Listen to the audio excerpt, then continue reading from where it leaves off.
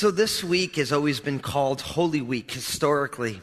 And normally what we're doing tonight is something that normally gets done on Thursday. Historically, it's been called Maundy Thursday, which is the day that Jesus sat down with his disciples and partook of what we call the Last Supper, which was Jesus' last time sitting down with his disciples. But what's interesting about even calling it the Last Supper, although it was his last meal with his disciples, it's easy when you think of it or you hear it that way to actually divorce this meal from thousands of years of Jewish history, because this was Passover week. And so when they sat down to have their Last Supper, they were actually sitting down and having a Passover Seder.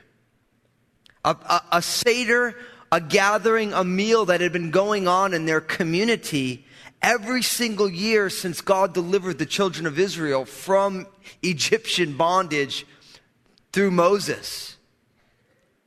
But this was different than any other Passover Seder, because Jesus did all the normal things that a Passover Seder had, but there were certain aspects of it he explained to them in a unique way, because what we find is that Jesus is saying, I am the new and better Passover lamb. He's saying through the Seder that all these things point to a greater deliverance from a greater oppression than Egypt. And all of it points to me. So what we're going to do today is we're going to first look at Exodus chapter 12. So you can turn there in your Bibles. If you didn't bring a Bible, don't worry. We have Bibles right in the pews in front of you.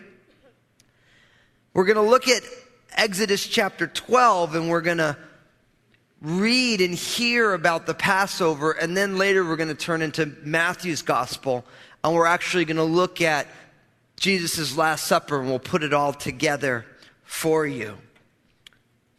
So Exodus chapter 12. So if you're normally with us on a Wednesday night, you know we've been going through the Bible. We're only in Leviticus. It's taken us, about 30 months to get to Leviticus. It's amazing. And at the rate we're going, it's gonna take us longer to get through Leviticus, but we're having fun as we go through. So for those of you who are normally here on a Wednesday, we're backtracking a little bit, going back to some ground we've already covered. But in Exodus chapter 12, this is what it says in verse 1. Now the Lord spoke to Moses and Aaron in the land of Egypt, saying, this month shall be the beginning of months. It shall be the first month of the year to you. Speak to all the congregation of Israel, saying, on the 10th of this month, every man shall take for himself a lamb, according to the house of his father, a lamb for a household. And if the household is too small for a lamb, let him and his neighbor next to his house take it according to the number of persons. According to each man's need, you shall make your count for the lamb. Your lamb shall be without blemish, a male of the first year. You may take it from the sheep or from the goats. Now you shall keep it until the 14th day of the same month. Then the whole assembly of the congregation of Israel shall kill it at twilight. And they shall take some of the blood and put it on the two doorposts and on the lintel of the houses where they eat it. Then they shall eat the flesh on that night, roasted in fire with unleavened bread, and with bitter herbs they shall eat it. Verse 9, do not eat it raw, nor boiled at all with water, but roasted in fire, its head with its legs and its entrails. And you shall let none of it remain until morning, and what remains of it until morning you shall burn with fire, and thus you shall eat it with a belt on your waist, your sandals on your feet, and your staff in your hand. You shall eat it in haste. It is the Lord's Passover. For I will pass through the land of Egypt on that night, and will strike all the firstborn in the land of Egypt, both man and beast, and against all the gods of Egypt I will execute judgment. I am the Lord. Now the blood shall be a sign for you on the houses where you are, and when I see the blood, I will pass over you, and the plague shall not be on you to destroy you when I strike the land of Egypt. Verse 14, so this day shall be to you a memorial And you shall keep it as a feast to the Lord throughout your generations. You shall keep it as a feast by an everlasting ordinance. Now, if you think about what's going on here, this is the 10th and final plague that God brought against Egypt. Now, you have to realize, people always say, why would God be so mean to bring plagues? If Pharaoh would have just let him go, there would have been no plagues.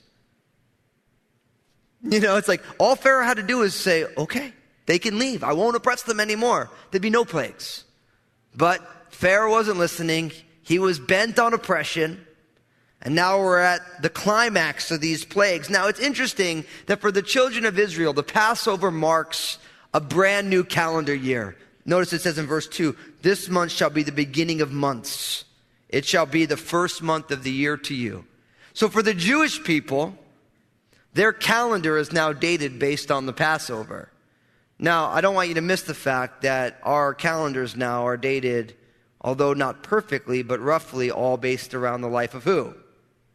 Jesus. That's right. You young people, even though they tell you it's before the Common Era or after the Common Era, they only say that now because they don't want to say BC, before Christ, or AD, which is Anno Domini, after his death.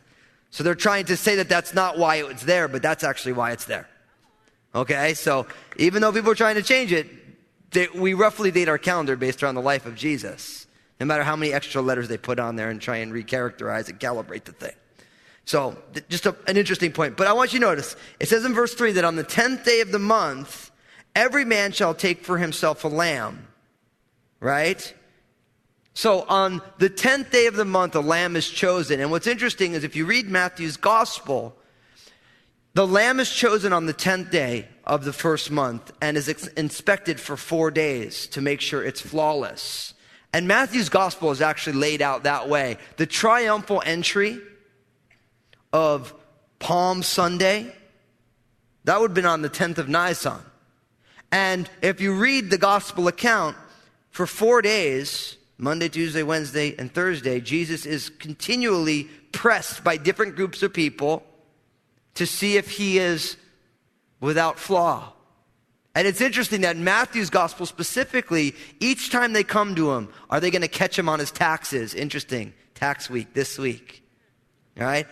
Should we pay taxes to Caesar? What do we do about the resurrection? What's the greatest commandment? Every time someone comes to Jesus trying to see, does this guy have flaws? Each one they go away, they have nothing to say. His wisdom is too great. His answers are perfect.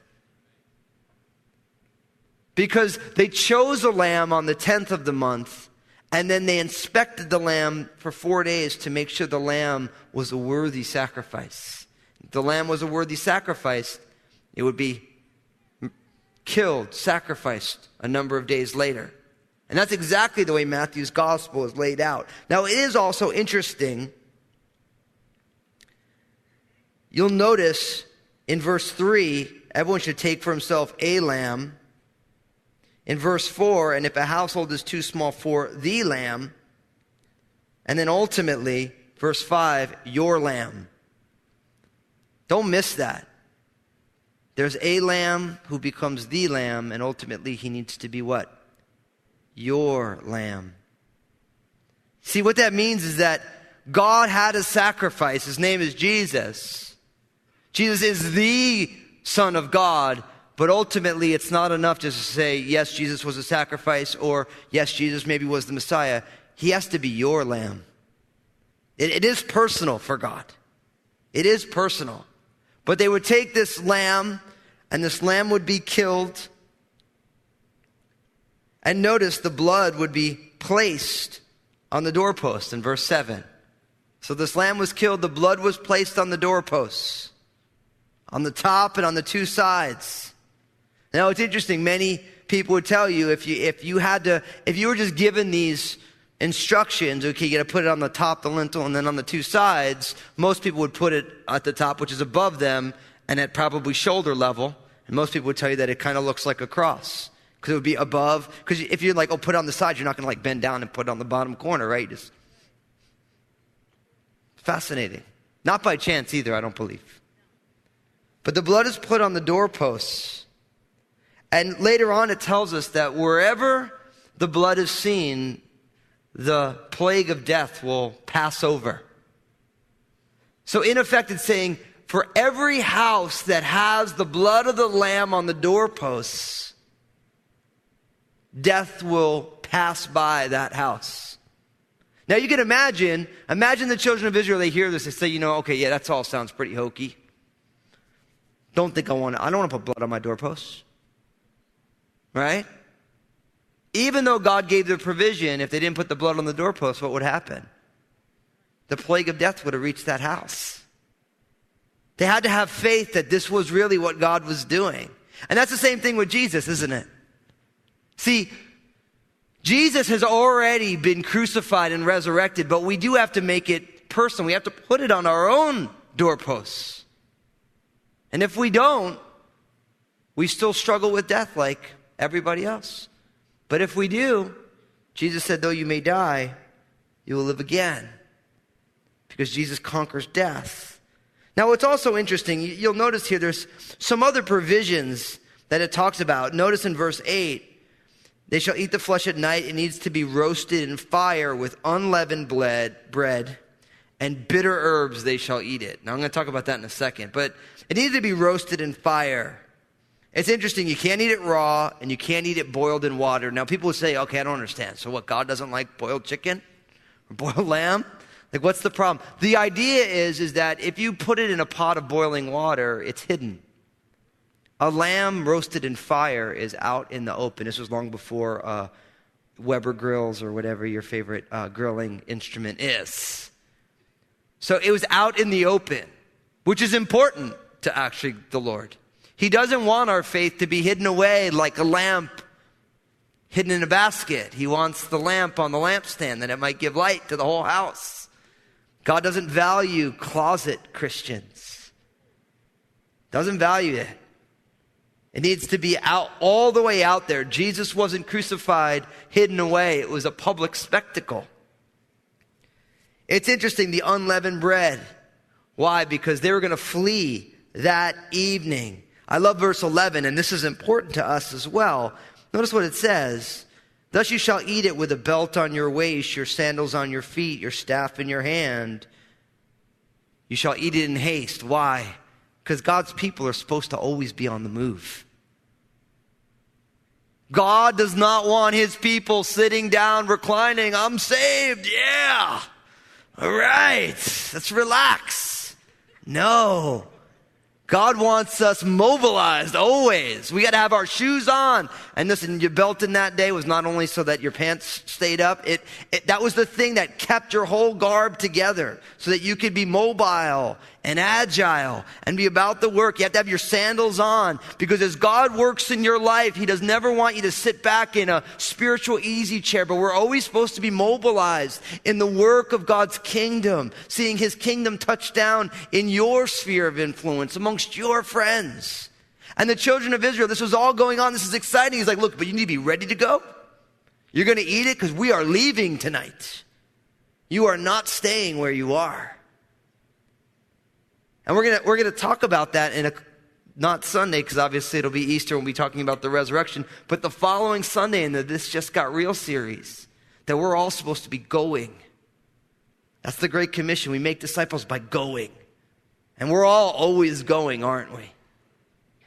We need to be about the work of the kingdom. It's beautiful. It says that the blood will be a sign to the Lord. The blood's the sign. Because God is accepting the blood of a sacrificial lamb instead of the blood of the people.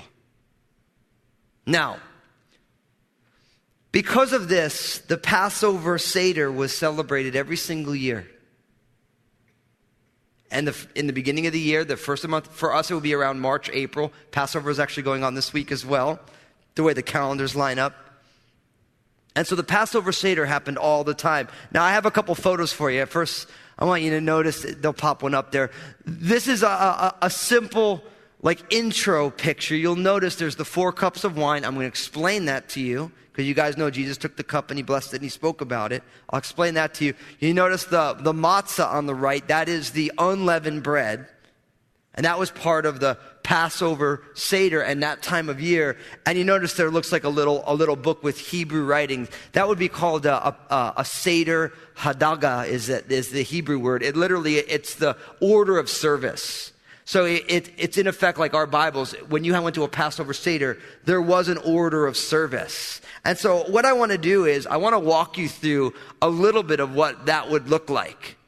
So before we get to all the things on the plate, the Passover Seder for the Jewish people always began with the removal of leaven. So a Jewish person, even today, Orthodox or Hasidic Jewish people today, will go through their entire house and they will get rid of anything that has any yeast in it. So your Wonder Bread, your sourdough, that's all gone. If you have any baker's yeast, all that stuff goes. The removal of leaven from the house, that's the preparation for it. Now, we're going to find God didn't want them to put yeast in their bread because they needed to bake it before the bread had a chance to rise. But you guys know that yeast in the Bible is a picture of what? It's a picture of sin. It's actually an amazing picture of sin because if you think about what yeast does in bread, it corrupts by puffing up.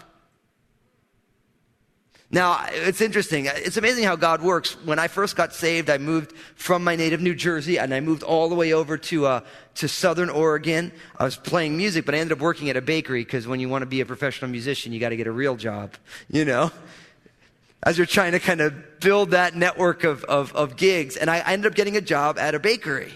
And it was really cool because I started learning all the stuff about bread. I mean, I had eaten a lot of bread. Obviously, I like my carbs like the next guy. And this was long before the Atkins diet and all that kind of stuff. And so I was carbing out. But it was amazing that what you find is that what yeast does is when you put yeast into bread, the yeast actually eats the gluten. It eats the gluten in bread, and that's why it expands. And so what happened is if you put yeast in bread, or sourdough is yeasted dough that's been fed over and over and over again for hundreds of years, and it gets really sour tasting. And if you get good sourdough, you notice, instead of like your Wonder Bread where it's all those little uniform holes, because that's regular yeast, sourdough have these big gaping missing holes. That's why it's so sour. Because what it does is the yeast eats the gluten in the bread and it makes it rise. So because God was having the children of Israel leave without time enough for it to rise, it begins with the removal of leaven from the home. Now, what's interesting, of course, is because yeast is a perfect picture of sin. See, sin in your life and in my life and in all of humanity's life, what does it do? It corrupts us from the inside by puffing us up. Really, at the root of all sin is pride. And pride is a character that is puffed up, it's a way of looking at yourself that is an exaggeration on who you are and what you are. And most sin, the reason sin is so normal for us is because it normally puffs us up against God. We are elevating ourselves over and above God. And so it corrupts us from the inside. It begins in the heart, and then it plays itself out into our actions. So the Passover season begins with a complete search and removal of all the leaven in the house, right? And then, of course, there's lighting of candles, there's washing of hands, and then you end up getting this plate, the Passover Seder plate. So I want you to show you this. Look at that. Now, if you were to go to a Passover Seder, now, today this is what it looks like. Thousands of years ago, they probably didn't have the decorative place where it says, that actually says Pesach in the middle, which is Passover. That's Hebrew for Passover. But you have all these different pieces which are symbolic. So you'll notice at about 3 o'clock, there's the lamb shank bone. So it's a lamb bone. And that, of course, is symbolic of the lamb that was slain on Passover. At about 5 o'clock there, that's called chariseth. And what that was is it's like a fruity paste made of dates and figs and all these things crushed together with spices. What does it symbolize? It symbolizes the mortar that they needed to make bricks in Egypt. See, everything on the plate was symbolic of something. So remember when Pharaoh was oppressing them, he said, listen, you need to make bricks, you need to go get your own straw. Yeah, that's why it's there. Then, of course, you notice there's that root there. That's the bitter herbs. That looks like a piece of horseradish. Why were the bitter herbs part of it? Not only because Jewish people like good horseradish, and if you've ever, I went out, just a real side note because it's about food and I love it. I went out to this place and they had this beautiful spread of food and they had this horseradish dip. And I'm like, ooh, horseradish. I took a big old glob of it. I took one bite and my eyes almost fell out of my head. I was just about to preach to it, clean me right out. I'm like, I need to get some of that. Every time I'm going to preach, just give me some of that. It was like eating a spoonful of wasabi. It just like, I clean me right out. I never spoke so clearly in my life. I still remember it to this day. Every time I see horseradish, I'm like, it's like really, I mean, that stuff was like brutal. I went out, my eyes were red. It was bad. It was bad. So anyway, the bitter herbs. Why are the bitter herbs part of the Passover story? Of course, because of the oppression of Pharaoh. The bondage that Pharaoh put the children of Israel under was bitter. He was a slave driver. He oppressed them and hurt them. So they always remember the bitter herbs as part of Passover, to remember that they were in bondage. Now think about that for you and I, because remember the children of Israel? By the time they get out into the wilderness, they forget the bondage that they were in and they wanted to go back to Egypt. Right? You guys remember that? Oh, we had meat in Egypt. Yeah, you were also whipped by slave drivers. But oftentimes we forget when we've been delivered, when we've been delivered from bondage, we forget how brutal the bondage was. So God has the children of Israel always remembering every single year at Passover the bitter slavery that they were a part of. So that's at about 7 o'clock. At about 9 o'clock and at about 1 o'clock, one's parsley and one's lettuce. Now, the parsley was a reminder. The blood was applied to the doorpost using hyssop, which was a type of a plant. And so hyssop in the Bible is actually a picture of faith. Like David says, purge me with hyssop and I shall be clean. In a lot of ways, hyssop is what applies the blood of the lamb to the doorpost of our heart. And you and I know that that's what faith is, right? See, if Jesus died, right, and if his blood forgives us of our sins, in order for that forgiveness to be applied to our lives, we exercise a gift called faith. And so even though Jesus is enough power on the cross to save everybody, only people who exercise faith and say, I believe in Jesus, that's how it gets applied. So the parsley is there to remind them that not only was the lamb needed to be slain, but that blood needs to be applied.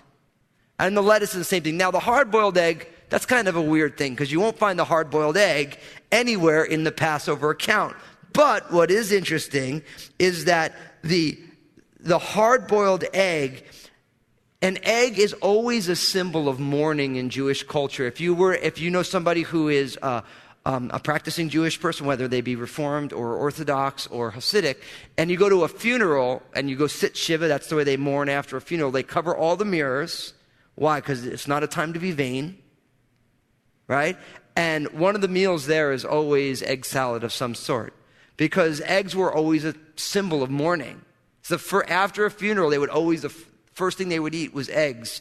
And so one of the reasons the egg is on the plate, now this wouldn't have been the way it was in Jesus' day, but it is today, because it's a constant reminder to the children of Israel about the destruction of the temple and their hope for the Messiah. Think about that. That every single year at Passover, there is a remembrance that they no longer have a temple to worship the true and living God, and that they're awaiting the coming of the Messiah. And this still goes on to this day. You go to a Passover Seder, there's going to be the egg there. They're going to explain to you that it's a symbol of mourning because we lost our temple and we are awaiting the coming of the Messiah. So that's the Passover Seder plate. And if you were to go to a Seder today, their plate would be there, all those pieces would be there, and they would go through the different prayer book with all these different pieces to it. Now, there would also be, although it's not on the plate, there would be those matzahs. Now, what's interesting is that there is also a little celebration that they do for the kids called the Afikomen, which they take a matzah, right? There's 3 of them. This is fascinating. 3 pieces of matzah. They take the middle matzah out and they wrap it in a napkin and they hide the matzah, right? So they hide this matzah, and when it's the time, the kids go and find it, and whoever finds the hidden matzah, they get a special prize. All right, they call it the Afikomen. The kids love it. You can imagine the kids would love that part, right? It's like hide and go seek with the matzah, right? But what's amazing about this, if you really think about it, and listen, now I grew up in New Jersey, and all of my friends were either Italian or Jewish. So I went to a lot of Passover Seders, did a lot of searching for the Afikomen, never actually thought about it. Now imagine, there's 3 pieces of matzah, right? They always take out the middle one, right? They take the middle one out, they wrap it up in a napkin, they hide it. So the middle one is taken and hidden, and whoever finds it, if they find it, they get a special gift, right? There's one God in 3 persons. The Son, who we know we say second, is the one who's taken and hidden, and whoever finds him gets a gift. Dude, seriously, it's powerful if you think about it. I explained this to a rabbi one time. I'm like, talk to me about the Afikomen. He goes, he's a super cool guy. We used to study the Talmud together. We talk about all this stuff. And I'm like, so is this really true? And I went through, he's like, yeah, that's exactly what we do. I'm like, you know what a Christian thinks about that? He's like, no, I don't think a Christian would think about it. I'm like, look, man, we believe in one God in 3 persons. Jesus is the Son, the second person of the Trinity. He's the one that gets taken and hidden away, like in the tomb. And if you find him, you get a gift, salvation.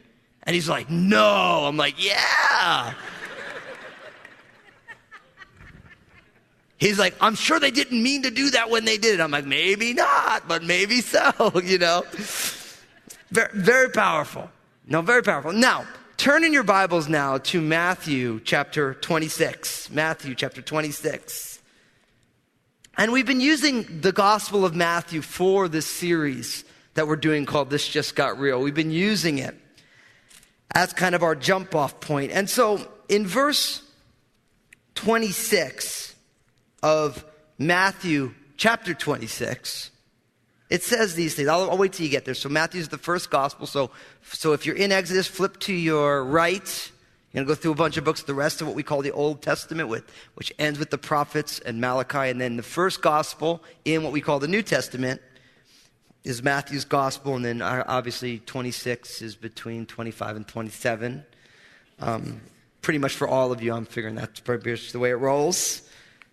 Unless you have kids and they rip out the pages of your Bible, that's fun stuff. But you love them for it. You love them for it. So Matthew chapter 26, verse 26, it says this. Now, start at verse 17 though. We'll start at verse 17. Now on the first day of the Feast of Unleavened Bread, the disciples came to Jesus and said, where do you want us to prepare for you to eat the Passover? And he said, go into the city to a certain man and say to him, the teacher says, my time is at hand. I will keep the Passover at your house with my disciples. So the disciples did as Jesus directed them, and they prepared the Passover. Now, you see what's going on. So Matthew's gospel, all the gospels set this up as this is the Passover. So all of these things for Matthew's audience, Matthew wrote his gospel for a Jewish audience. That's why Matthew's gospel has all of these Old Testament references. You go to Mark's gospel, you won't have them. Luke's gospel won't have nearly as many. John's gospel doesn't have many because Matthew wrote his gospel for the Jewish people. So all these references were very important for them. So this is placed as Passover. And he begins by saying in verse 20, when evening had come, he sat down with the 12. And as they were eating, he said, surely I say to you, one of you will betray me, right? So he starts by telling his disciples, listen, one of you is a scoundrel, going to betray me. And you know that it was Judas Iscariot who did that. It's interesting that in all the Gospels, they all said, is it I, Lord? I think that's so fascinating about Jesus. And I wasn't even going to talk about this tonight. It just kind of came up. But Jesus knew when he chose his 12, which one would betray him. But when it was time, one of you is going to betray me, they said, is it I, Lord? Is it I, Lord? You notice no one said, it's Judas, because Jesus ignores Judas all the time. That's fast. Jesus knew who was going to betray him and loved him just the same as everybody else. And that shows the perfection of Jesus. Because if you knew that there was someone close to you who was going to betray you and you were going to be put to death, you would probably get rid of him as a friend, right? And if you couldn't get rid of them, you'd sure make their life a little miserable in the process. But not Jesus. Jesus loved his own to the end. He knew Judas was going to betray him the whole time, but nobody else knew because of the great love that Jesus had. Jesus loved Judas despite his betrayal. It's powerful. But then you get into verse 26, and look at what it says.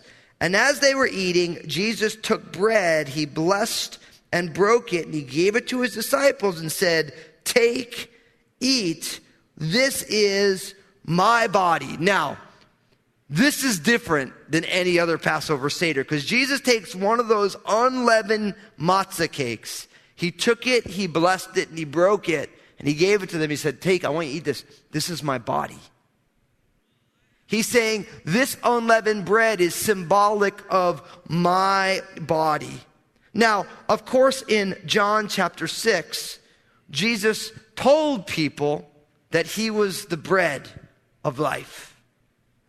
That he was God's gift of bread, unlike the manna that the children of Israel feasted on in the wilderness. That he was the bread of life. Do you remember in John 6, a whole bunch of people stopped following Jesus because they thought Jesus was loco and la cabeza.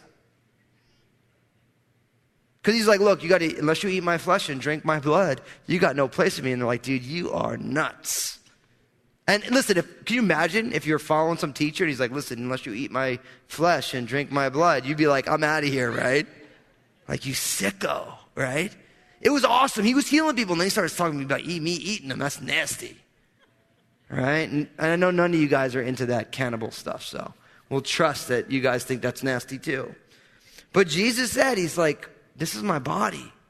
See, what he's saying is that the unleavened bread is a picture, a type, a shadow of a greater deliverance. Remember, the leaven, it didn't have time to rise. They needed to eat it. It was time to go. They needed to be on mission with God. God was on the move, and they needed to be ready to go. He's saying, no, that's about me. And you can imagine Peter, James, John, Levi, Judas, Simeon, Bartholomew, they had been doing this their whole life. And now all of a sudden, Jesus takes the bread and he blesses it and he breaks it. He says, take, eat, this is my body.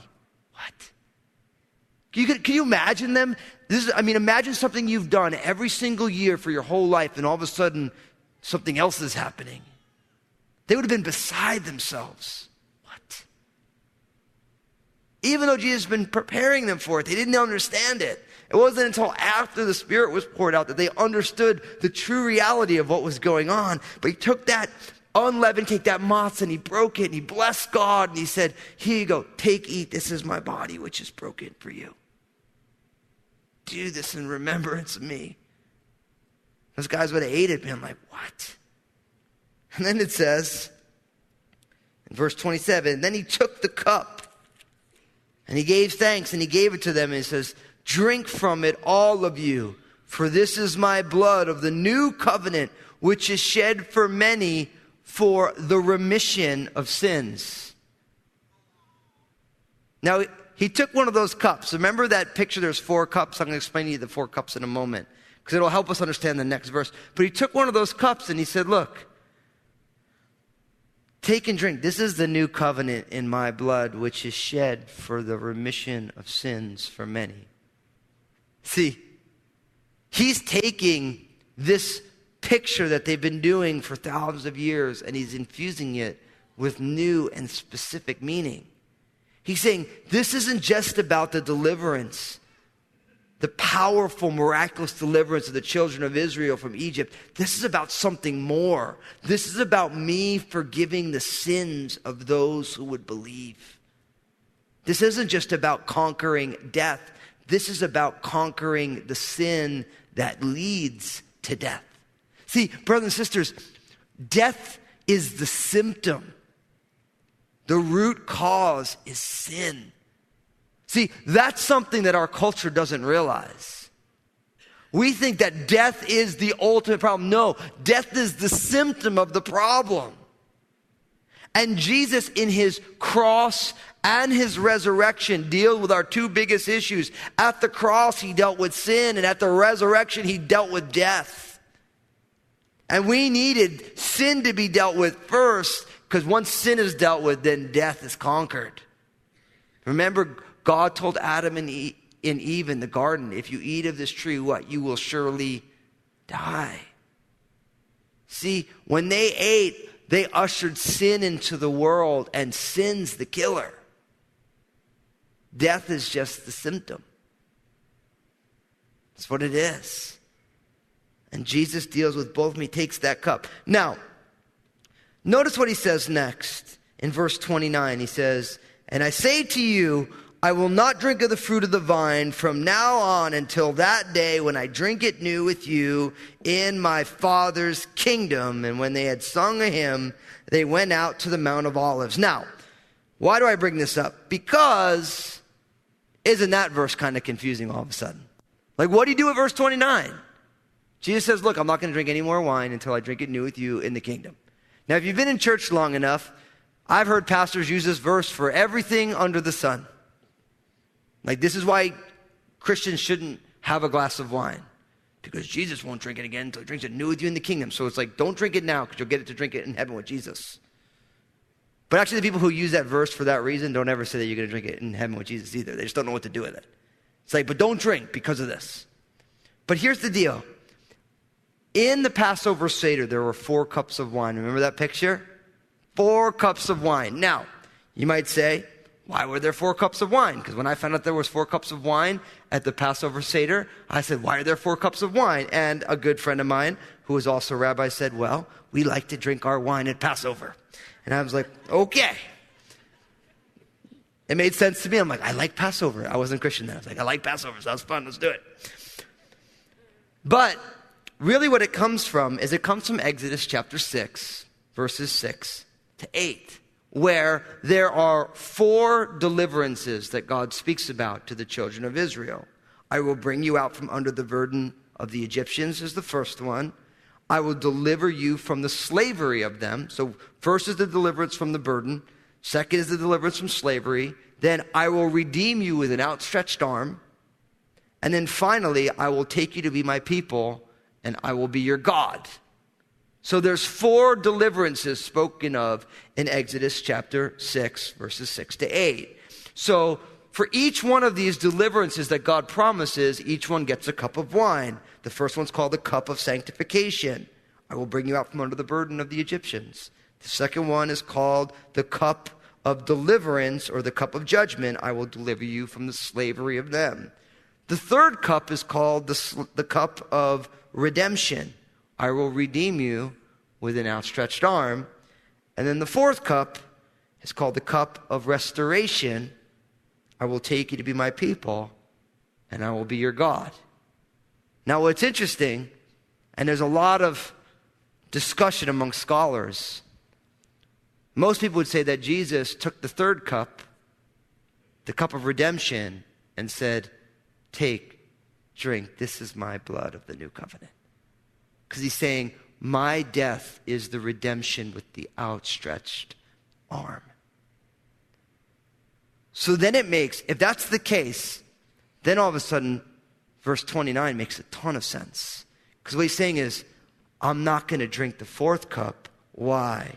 Because I'm going to drink it new with you in my Father's kingdom after the resurrection. He's saying, I will be bringing you to myself to be my people, and I will be your God after it's all finished. And that's powerful, isn't it? Jesus realizes that in the Passover account, he's embarking upon the time of redemption. And that redemption is going to happen when he's hanging on that cross. And he's saying, my God, why have you forsaken me? And Father, forgive them. They don't know what they're doing. And it is finished. That's the redemption with the outstretched arm. And he says, look, but I'm not going to drink that fourth cup until I drink it new with you in my Father's kingdom. And that's why Jesus said it. And that's why for us, we're like, I don't get it. Like, what's he talking? Oh, come on. Like, what are you doing? But it makes sense when you put it into the context of the 4 cups. Now, you know what's interesting also? If you go to a Passover Seder, there is actually a 5th cup. But nobody ever drinks the cup. And that 5th cup You know what it's there for? For Elijah. And if you go to a Passover Seder, they'll pour a cup, they'll open the door, and that's the cup for Elijah. Why? Because they're waiting for the Messiah to come. And they know that Elijah will be the forerunner of the Messiah. But nobody ever touches the fifth cup. You know what's cool about that? The Jewish people are waiting for the Messiah to come. And you know what? So are we. So are we. But we know that he's already come once. And we're waiting for him to come again. And that is why in 1 Corinthians chapter 11, Paul ends at saying, for whoever eats this bread and drinks this cup, what does he do? Proclaims the Lord's death until he comes. See, because the Passover is not only ancient history or present history, it also tells of a future coming when Jesus is going to come back as the King of Kings and Lord of Lords. And he is going to completely fulfill all that God has promised to his people. And you and I are living in the trailer of that. We are the precursor of the fulfillment of God's kingdom.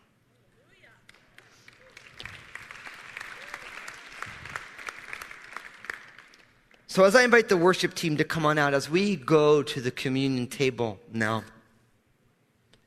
it's a powerful thing to realize and remember that we, as followers of Jesus, every time we come to the communion table, are actually coming to a truly fulfilled Passover Seder. That every time, whether we do it once a year like the Jewish people do, or we do it once a month like some churches, or if you come here on a Wednesday night, we partake of communion every Wednesday night. We are coming to the fulfillment of the Passover. Because all of it, it's not just about the children of Israel from Egypt.